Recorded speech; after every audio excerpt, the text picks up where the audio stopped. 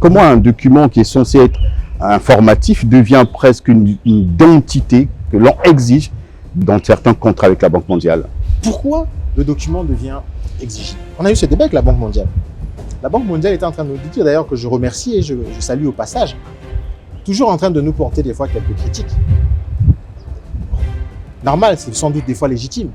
Mais je leur ai dit, mais vous savez, toutes les entreprises qui gagnent les marchés dans les projets de la Banque mondiale ne payent pas des fois d'impôts. Ah bon? J'ai dit, ben oui. Ils ont des marchés des centaines de millions, des fois des milliards, dans les projets. Et puis, ils ont la petite patente de non-importateur, de 50 000.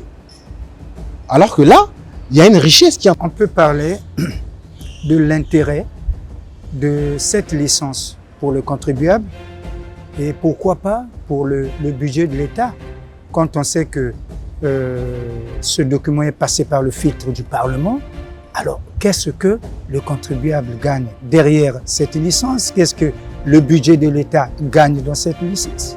Nous défendons une thèse ou une position selon laquelle au Congo, il n'y a pas de pression fiscale. Parce que l'impôt, c'est comme la mort. C'est sûr qu'on va mourir et c'est sûr qu'il faut payer les impôts. Parce que l'impôt est du domaine de la loi.